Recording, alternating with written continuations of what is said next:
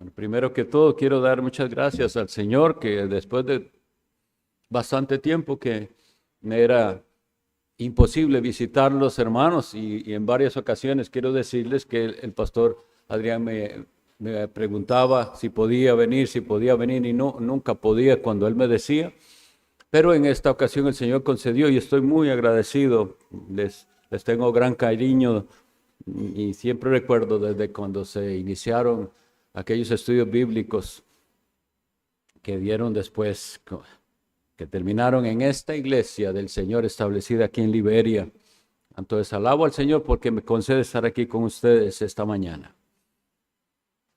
Los invito a ir a las Sagradas Escrituras, a la primera carta del apóstol Pablo a Timoteo, capítulo 3. Y vamos a leer los versículos 14 y 15. Primera a Timoteo, capítulo 3, los versículos 14 y 15. Esto te escribo esperando ir pronto a ti.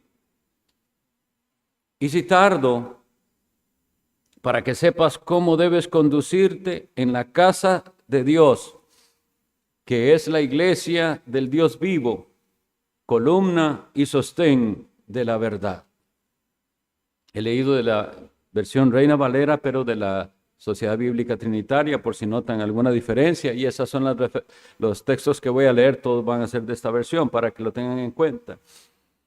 Hoy vamos entonces a exponer este versículo en la mañana, la primera parte del versículo que nos habla de la iglesia como casa de Dios, y en la tarde veremos la iglesia como columna y sostén de la verdad. Vamos al texto pues. El versículo 14, el apóstol Pablo dice: esto te escribo esperando ir pronto a ti. Es decir, que esta carta fue enviada con mucha urgencia. Porque pensemos, si usted va a hacer pronto un viaje, porque le dice, espero ir pronto a ti, pudiera pensar, no tengo por qué escribir una carta, porque pronto voy a ir allá y voy a poder hablar en persona. Pero si teniendo un viaje muy pronto para realizar, aún así envía esta carta, quiere decir que lo que tiene que decir es urgente y no puede esperarse tanto, o no puede arriesgarse que por alguna razón él no pueda llegar y que ellos se queden sin saber en esto. Entonces, lo primero que tenemos es, como introducción, este mensaje no es cualquier mensaje, es un mensaje urgente para la iglesia del Señor. Y él necesitaba que si acaso él se retrasaba en su viaje, la iglesia supiera algo. ¿Y qué es lo que necesitaba? Aprender a conducirse. Versículo 15.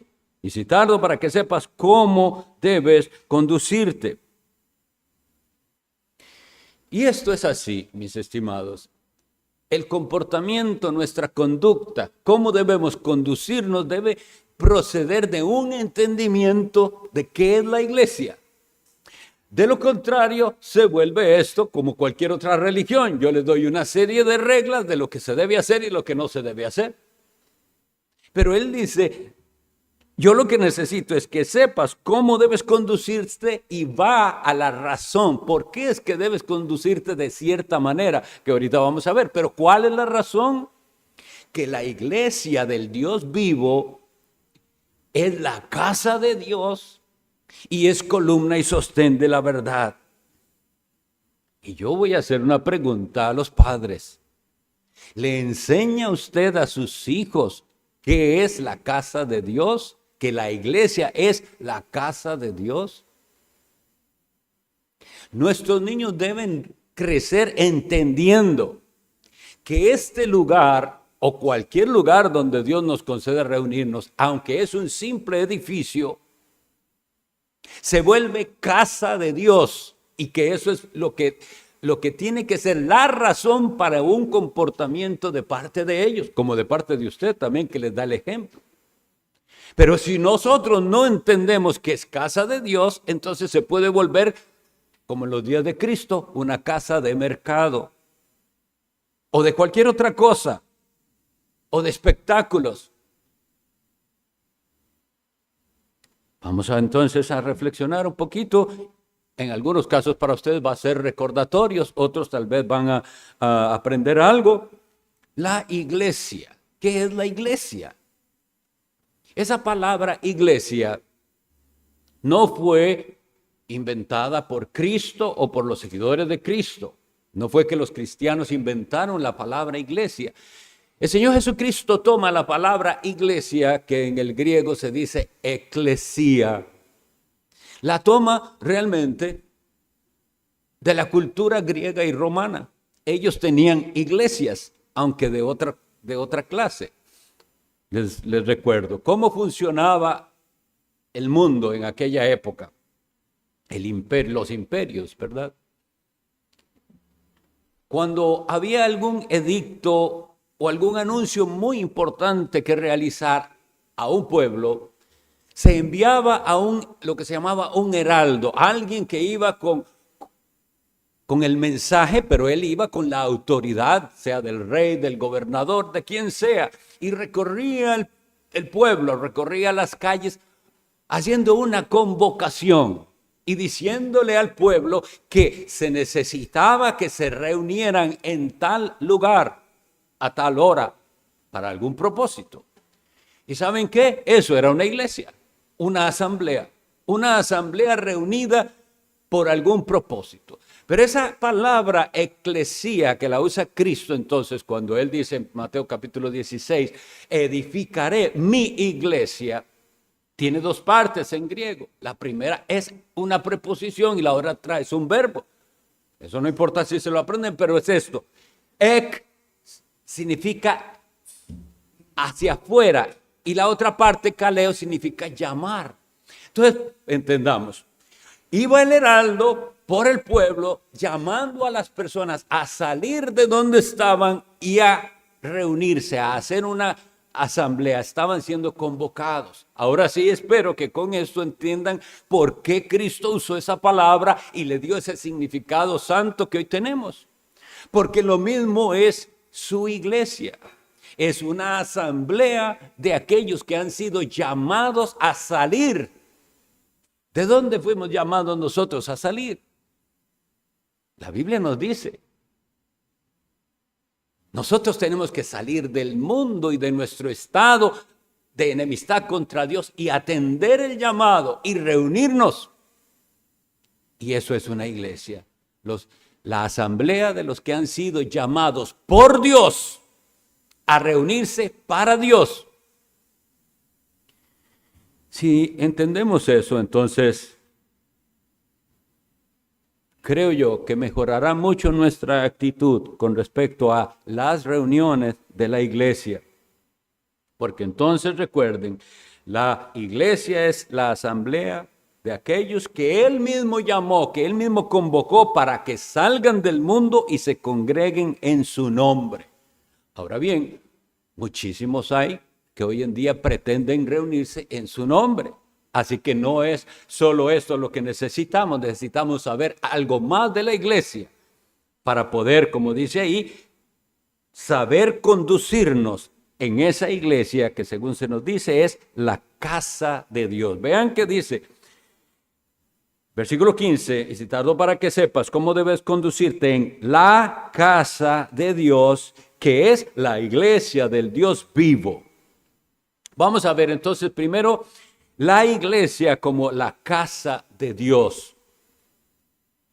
Y veremos que esto lo que significa es que la iglesia es el lugar de su presencia, el lugar donde Él está. Pero ustedes pensarán, pero Dios no está en todas partes. ¿No es cierto que Dios es omnipresente y que Él está en todas partes? Bueno, en un sentido sí. Pero la Biblia nos enseña algo especial sobre la presencia manifiesta de Dios. Yo tengo bastantes citas bíblicas, entonces no los voy a esperar que busquen mucho, sino anótelas si quiere leerlas luego, yo voy a dar las referencias. La primera que tengo está en Génesis capítulo 28, versículo 17. Y esta se refiere a un evento muy especial que tuvo un hombre llamado Jacob cuando venía él huyendo de su hermano. Jacob era un tramposo, había tenido problemas con su hermano quería matarlo, su mamá le dice, váyase donde mi familia en Padán Aram, huya de aquí hasta que se le pase la ira a su hermano, y él va, y de camino él se acuesta y tiene un sueño, y en el sueño él veía una escalera que subía hasta el cielo y ángeles de Dios que subían y bajaban. Pero oigan la expresión de Jacob una vez que se despierta de tener ese sueño. Génesis 28:17 dice, y tuvo miedo y dijo, cuán terrible es este lugar. No es otra cosa que casa de Dios y puerta del cielo. La presencia de Dios, entonces, causa en el ser humano algo diferente de lo que hoy en día la gente piensa que es la presencia de Dios. Porque lo que yo leo aquí en la escritura es que para Jacob saber que de verdad Dios estaba ahí, le causó un terrible miedo. Y él dice, Dios está en este lugar y yo no lo sabía. Pero ven, volvemos al asunto, pero no es que Dios es omnipresente. Bueno, entonces creo que el texto nos está enseñando que sí, que aunque Dios es omnipresente, hay lugares donde Él está de una manera especial. Y ustedes y yo, si creemos en Jesucristo, debemos creer que Él está aquí de una manera diferente y especial que como está en el parque de Liberia. Está aquí porque hemos invocado su nombre. De hecho, por eso es que nosotros también debemos entender que venir aquí es acercarnos a Dios. Santiago en su epístola capítulo 4 versículo 8 dice así, acercaos a Dios y Él se acercará a vosotros. Pecadores, limpiad las manos y vosotros de doble ánimo purificad los corazones. Veamos una vez más, ¿cómo es eso de acercarse a Dios si Él está en todos lados? Bueno, quiere decir que hay un sentido espiritual en el que, aunque Dios esté en todos lados, usted va a acercarse donde está su presencia y no puede hacerlo como si no pasara nada. Tienen que sus manos estar limpias y su corazón purificado. Por eso es que en la iglesia es indispensable la predicación constante del evangelio, que invite al pecador que se quiere acercar, que hay para él esperanza, porque Jesucristo puede limpiarle de sus pecados con su sangre. La casa de Dios entonces es el lugar de su presencia y debemos, con nuestro ejemplo y con nuestra enseñanza, a todos los que vengan a este lugar, a decirle, aquí hay que tener reverencia porque aquí está Dios. La reverencia es un elemento que se ha perdido, mis estimados hermanos.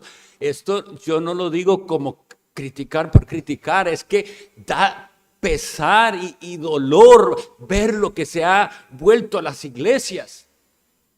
No hay ningún tipo de respeto, sea cual sea la iglesia, no hay respeto por la presencia de Dios. No parece que estén entendiendo que es la casa de Dios.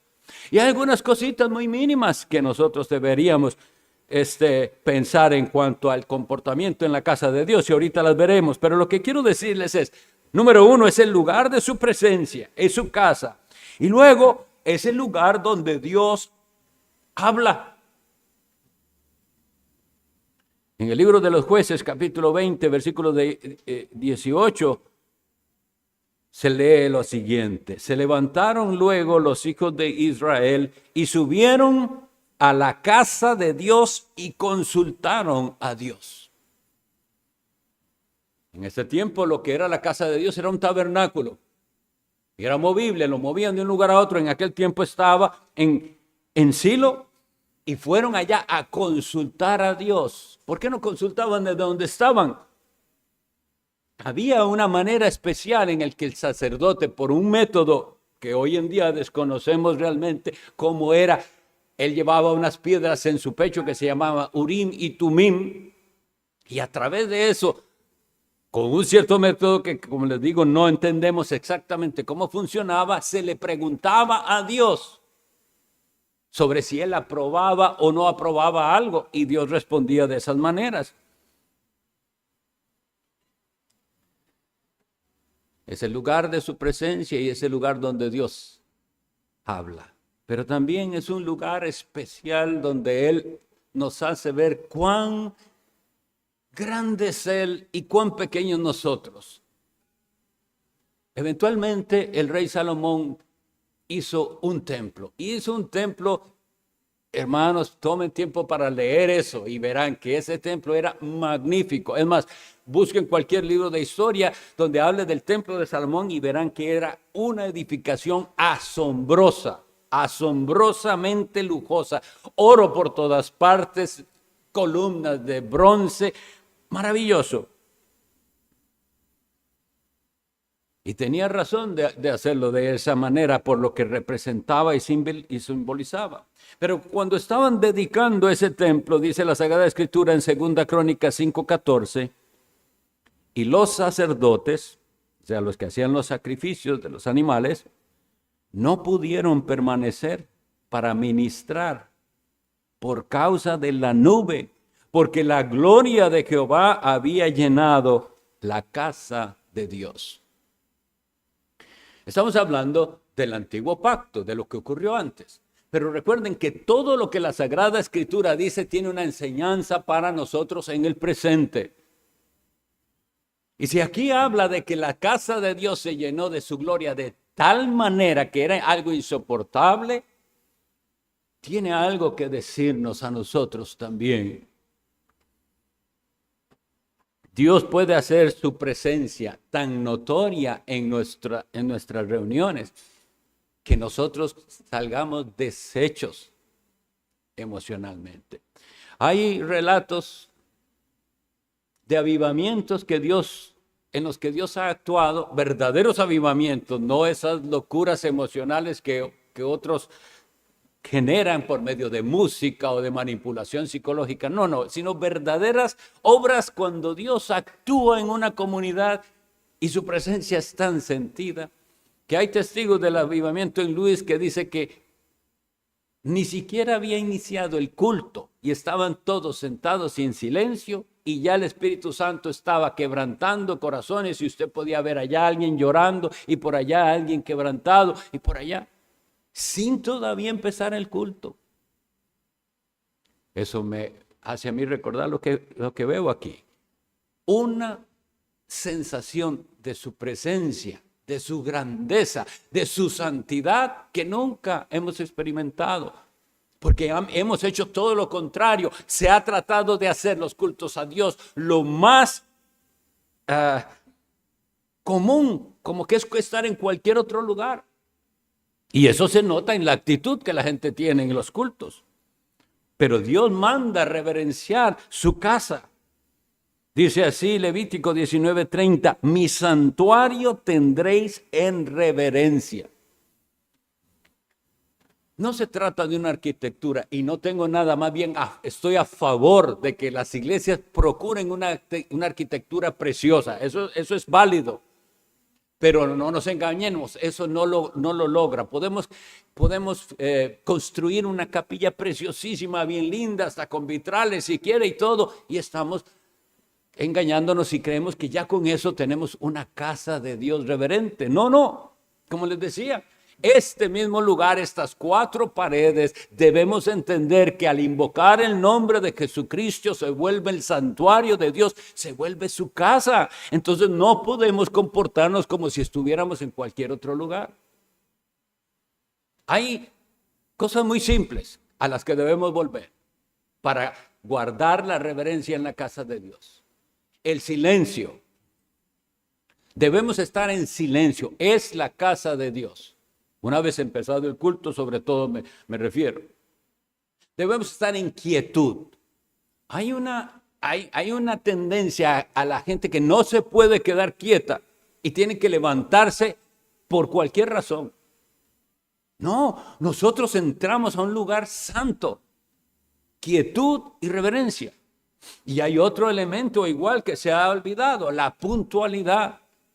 La gente llega y sale de la iglesia a la hora que quiere. Y eso es falta de respeto a la casa de Dios. Ahora, ¿por qué lo puedo decir? Porque antes teníamos un entendimiento más claro que lo llamábamos modales. Cuando usted va a una casa, esa casa no es su casa, es la casa de alguien que le invitó y usted se comporta conforme a las reglas de esa casa. Por ejemplo, yo tengo la bendición de que el hermano Frank y Mari me hospedaron y desde ayer estoy ahí. Yo agradezco y ellos me dicen, es su casa, pastor, haga lo que quiera. Ellos dicen eso, pero yo no voy a hacer lo que quiera ahí, porque no es mi casa. Como si hubieran sentido, si ellos llegar a la noche, me dejaron tras de eso solo ahí, entonces cuando ellos llegan, que ellos hubieran dicho, qué raro, el pastor cambió los sillones, los puso diferente. Y yo llego y digo, y también la cama, creo que queda mejor en la otra esquina. ¿Y qué pensarían? Que no es lo correcto, es que no es mi casa, es la casa de ellos. Y así como podemos ver que eso es completamente inapropiado, se nos olvidó que este no es el lugar para hacer nosotros lo que queramos, es la casa de Dios. Entonces eso nos da mejor sentido de por qué es que el apóstol Pablo le dice, porque si tardo yo necesito que usted sepa cómo debe conducirse en la casa de Dios, que no es su casa, Timoteo, ni la casa de los Efesios, porque esta carta es escrita cuando Timoteo era pastor en Éfeso. Entonces tengamos eso presente. Y eso debe ser la base para enseñarles a la gente y a los niños particularmente el por qué. No es simplemente que les damos una regla. Ellos tienen que tener por qué. Y así usted los prepara. Vamos para la casa de Dios. Recuerde que una vez iniciado el culto, Dios espera de nosotros quietud, silencio y atención. Eventualmente entonces la casa de Dios se volvió ya no un tabernáculo como el que les dije que había en Silo, sino un templo, un santuario. Pero vuelvo al versículo porque tiene mucho peso. Mi santuario tendréis en reverencia, yo Jehová. Levítico 19:30. Y esa frase, yo Jehová, es como que usted encuentre, Él lo firmó. Es Él el que lo está diciendo, no es palabra de hombres. Pero ese edificio, que era tan precioso, fue profanado, mis estimados. Si leemos todo el relato de lo que ocurrió en las crónicas de los reyes, de ese lugar santo y precioso hicieron un lugar vil, hasta lleno de ídolos en la misma casa de Dios. Fue algo muy tremendo. Y llega un momento donde la Sagrada Escritura nos dice que la gloria de Jehová, en una visión lo vio Ezequiel, sale del templo. Eso es algo tremendo. Pero bueno, ahora nosotros tenemos la realidad espiritual. Un edificio espiritual. Y como todo edificio tiene que tener un fundamento para hacer la edificación. El fundamento lo dice Efesios 2:20 cuando dice, edificados sobre el fundamento de los apóstoles y profetas, siendo la piedra angular Jesucristo mismo. Así que, volviendo al asunto, debemos entender que no se trata de unas reglas. Es decir, si ustedes hacen esto que yo les digo, de entonces tener quietud, silencio, reverencia, pero si Jesucristo no es el fundamento de ello, no tenemos iglesia, no tenemos templo de Dios. El fundamento es Jesucristo mismo. Y los miembros de la iglesia, piedras vivas. Así lo dice el apóstol Pedro. Primera carta de Pedro, capítulo 2, versículo 5, dice, vosotros también, como piedras vivas, sed edificados como casa espiritual y sacerdocio santo, para ofrecer sacrificios espirituales agradables a Dios por medio de Jesucristo. Entonces, sigue siendo la iglesia el lugar para los sacrificios, pero ya no son los sacrificios de animales. Ahora son sacrificios espirituales que ofrecemos a Dios Padre por medio de su Hijo Jesucristo. Sin eso no hay templo de Dios. Ahora vean un detalle que es muy lindo y nos da, si ustedes le prestan atención y lo analizan, van a salir con una enseñanza de por qué en la iglesia se toma todo ese tiempo para que alguien sea recibido como miembro. ¿Por qué no es así de que llegó y ya automáticamente es miembro? Porque hay todo un proceso. Y traten de verlo conmigo en esto que está escrito en el libro de los Reyes, capítulo 6, versículo 7, que nos habla de cuando Salomón construyó aquel templo maravilloso. Vean lo que dice. Y la casa, Primera Reyes 6, 7, y la casa, es decir, el edificio, cuando se edificó, la edificaron con piedras acabadas. Oiga esa frase, piedras acabadas en la cantera, de tal manera que cuando edificaban, ni martillos ni hachas se oyeron en la casa, ni ningún otro instrumento de hierro. ¿Entienden lo que está sucediendo aquí? Era algo tan magníficamente hecho que el plano estaba y ellos todo lo hicieron en la cantera. Las piedras venían cortadas del tamaño que deberían ser y era como ir y armar en Jerusalén aquel templo. Eran bloques de piedra exactos. Y eso es lo que necesitamos para construir una buena iglesia. Que los miembros se consideren a sí mismos esas piedras vivas cortadas a la medida. Pero esto no es una cuestión solamente de sentimientos. He tenido personas en nuestra iglesia y eso me hizo replantearme esta ilustración, que me dicen, es que yo todavía no me siento parte, yo no me siento eso que usted dice, que yo soy el ladrillo que faltaba en la pared, yo no me siento así. Y entonces pude ver, no, es que esto no es de sentirse, esto es algo de fe. Si usted viene a esta iglesia y usted ve que es una iglesia bíblica, que el fundamento es Jesucristo, que los hombres que aquí predican temen a Dios, el deber suyo es unirse y creer de corazón que Dios es el que lo está a usted insertando y que lo va a hacer útil en esta iglesia. Es algo de fe, no es solamente un sentimiento. Y claro, llegará el momento en que usted sí se siente así. Dice, he encajado con mis hermanos, nos complementamos, nos ayudamos, oramos unos por otros, nos cuidamos unos a otros. Pero piensen, qué tremendo ese edificio. Piedras de la medida exacta. ¿Cómo les leí? Piedras acabadas. Entonces, es labor pastoral verificar si los que quieren unirse a la iglesia son piedras que de verdad Dios ya les dio la forma para insertarlas en esa edificación de la iglesia. Cuando ustedes y yo nos sintamos así por la fe, vuelvo a decir, vamos a servir de una mejor manera en la iglesia.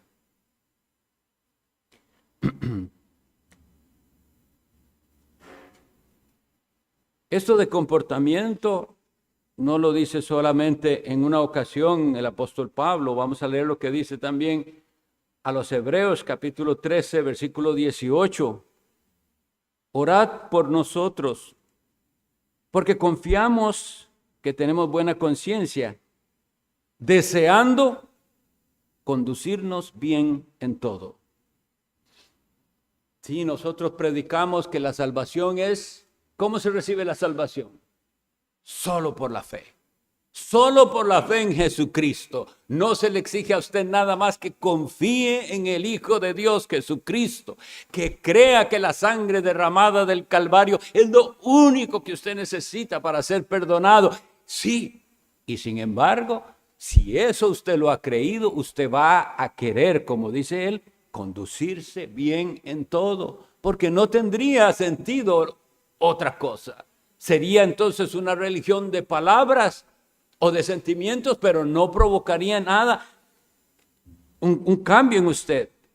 Vuelvo a decir, dice, él pide oración, el apóstol Pablo, Hebreos 13, 18, por ellos, dice, tenemos buena conciencia, deseando conducirnos bien en todo.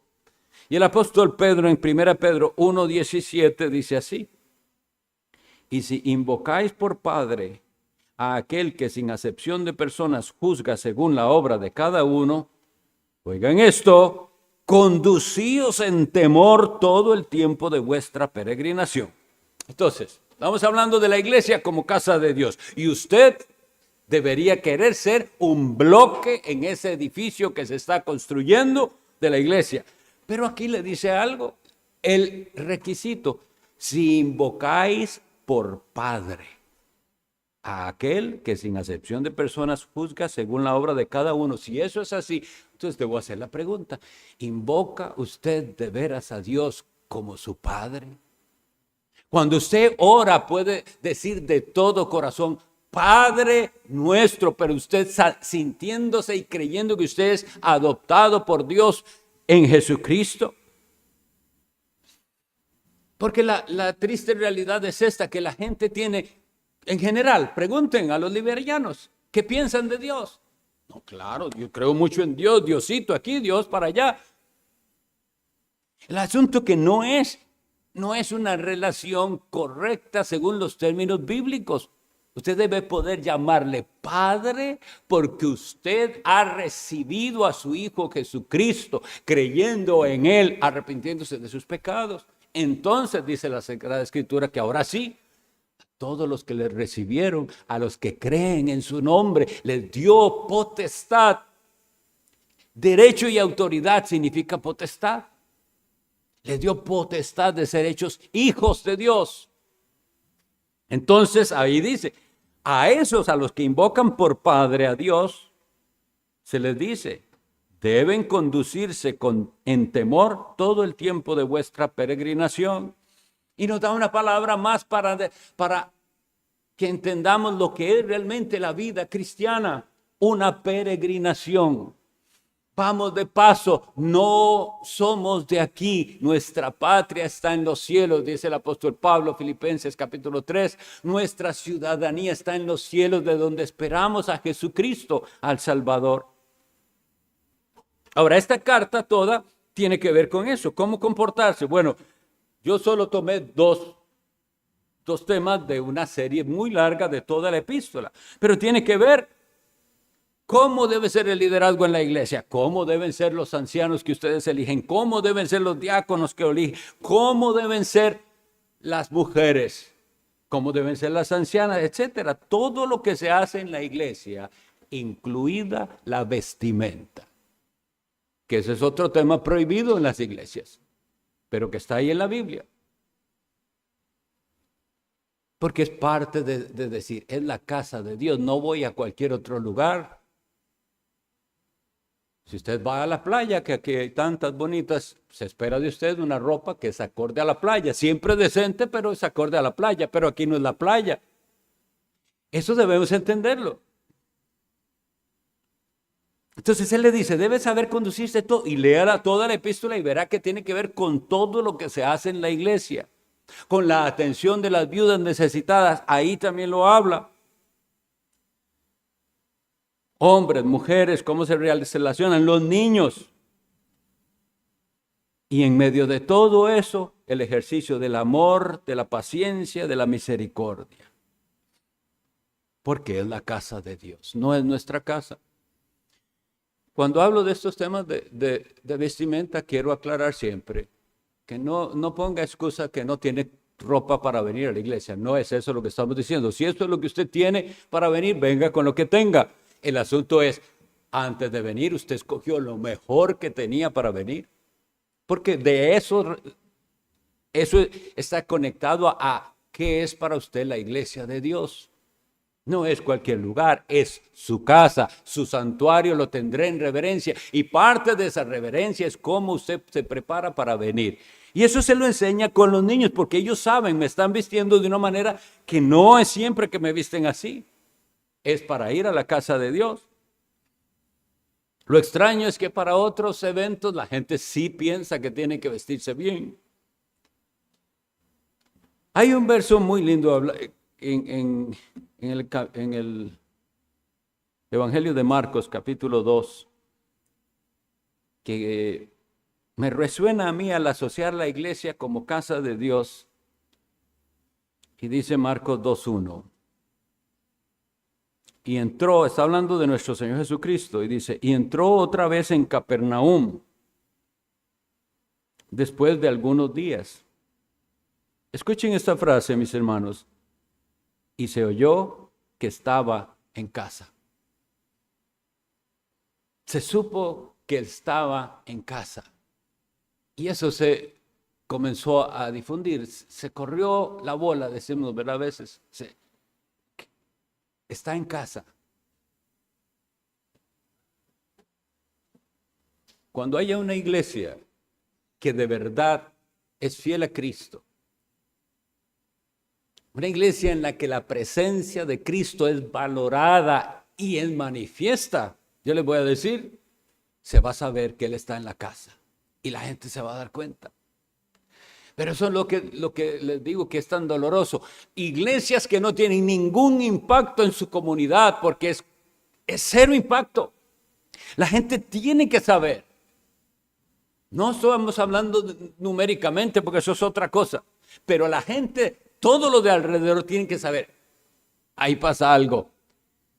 Esa gente teme a Dios. Esos no son como todos los demás. Ellos, eso que hablan y predican, lo viven o procuran con todas sus fuerzas vivir según lo que predican. Pero ¿cuál es la realidad? Es completamente contraria. Muchas personas, ¿por qué ya no predican el evangelio en las calles? Yo digo que por vergüenza. ¿Pero vergüenza de qué? De que alguien diga, mire, eso que usted está diciendo son palabras, yo los conozco a ustedes como son. Yo conozco esa iglesia en la cual pasan las mismas cosas que pasan en cualquier otro lugar. Antes era impensable en una iglesia un divorcio. Y hoy en día es como si nada. ¿Me entiende lo que estoy diciendo? Pero cuando una iglesia, y eso es lo que yo anhelo para nuestras iglesias en el país, que se sepa que Él está en la casa. Como dice ahí Marcos. Y se oyó que Él estaba en casa. Lo primero que necesitamos, y es lo que necesito preguntarles, es: ¿cree usted que Él está aquí? No todos. No todos por su actitud. Porque si Él estuviera aquí físicamente, sería diferente su actitud. Pero si usted cree que Él está aquí, usted lo mira a Él, no mire al pastor, no mire al que predica. Usted está atento a la palabra predicada porque la palabra es para que usted lo vea a Él. Hay muchos lugares, tristemente llamados iglesias, donde ya Cristo no está ahí adentro. Tienen el rótulo de iglesia, dice iglesia, pero ya Él no está ahí. Al punto que puede suceder, y eso está en la Biblia. En Apocalipsis 3:21, ¿cuántos no sabemos ese versículo? Yo estoy a la puerta y llamo. ¿Cómo? ¿Cómo Cristo va a estar a la puerta de la iglesia? Sí, está afuera.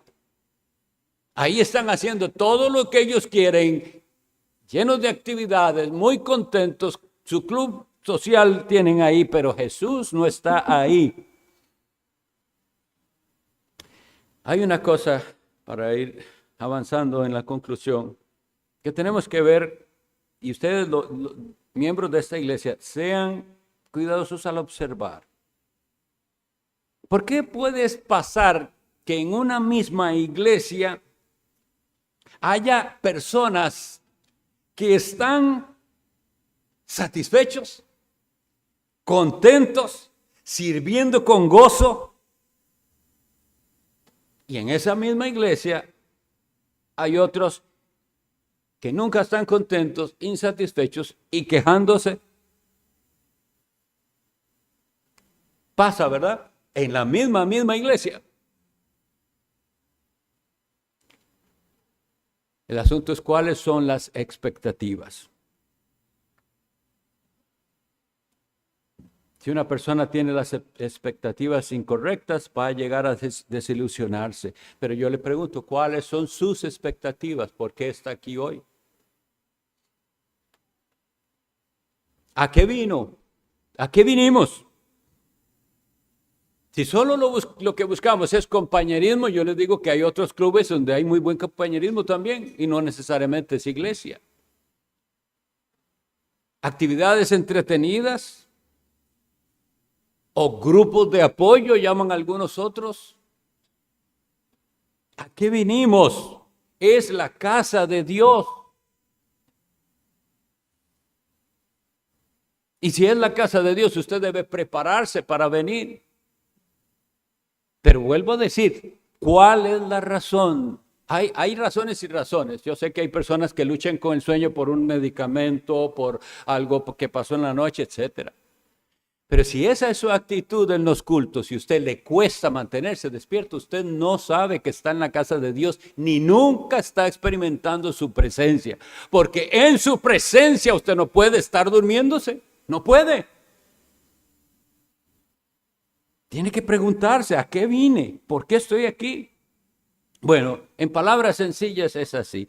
Hemos venido a adorar al Señor y Salvador Jesucristo, al Hijo de Dios, que derramó en la cruz del Calvario su sangre para que usted y yo tengamos por eso perdón de pecados. A eso hemos venido a escuchar la predicación de su palabra, porque con su palabra me acerco a Él. Hemos venido a la celebración de los sacramentos, en particular de la Cena del Señor, porque eso me acerca más a Él. Y yo le preguntaría una cosa más. ¿Por qué viene aquí y no a otro lugar? Porque hay más iglesias, ¿verdad? Pero vean qué bonito sería lo otro. Si de verdad nosotros aprendemos que la iglesia es la casa de Dios y esta iglesia se aprende a conducir como debe conducirse, y eso lo comienzan a ver nuestros familiares y amigos y el barrio. Ahí pasa algo, ahí está pasando algo. Y vean que nosotros preferimos estar aquí que en otro lugar. Y que si sale un paseo o celebración de otra cosa, aún así prefiero estar aquí. Cuando eso suceda, vamos a causar el impacto que hoy lloramos no poder alcanzar. El enfoque de todo en la casa de Dios debe ser Dios mismo. Por eso ustedes ven que de principio a final se proyectan versículos. ¿Pero por qué es? Todo centrado en Dios y en su palabra. Pero si la persona de Cristo y su obra no es lo principal en la iglesia, Él no está. Es Jesús. ¿Quién es? ¿Quién es Él? ¿Lo conoce usted? ¿Lo conoce al Salvador Jesús? ¿Le ha cambiado Él su vida? ¿Le ha perdonado Él de sus pecados? ¿Quién es Él? De eso se tiene que tratar la iglesia. Porque en el momento en que comencemos a hacer cosas que nos alejan de ese enfoque cristocéntrico, Él puede salir. Porque respetamos su casa.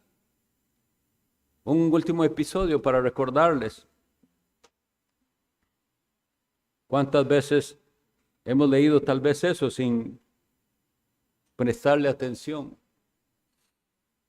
Jesús, lleno de celo, de enojo santo, entra y hace con unas cuerdas un azote y bota.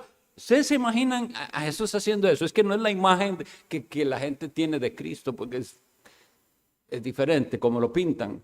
Pero Él toma ese azote de cuerdas y vuelca mesas y echa a todo mundo fuera del templo. ¿Y cómo es que Él les dice? Mi casa, casa de oración será llamada por todos los pueblos. Es lo que había dicho Isaías.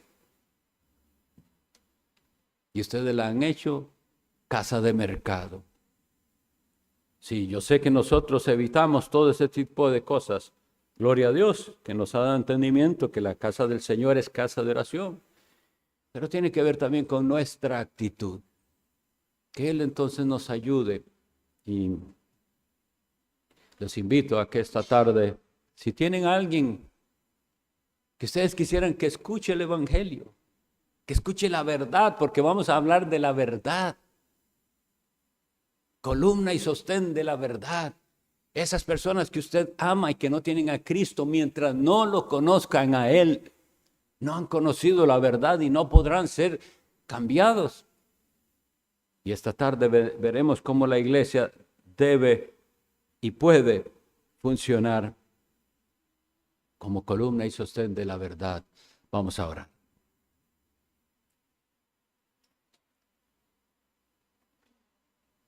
Dios bendito, tú estás en los cielos y conoces todo, sabes lo que pensamos, sabes lo que sentimos.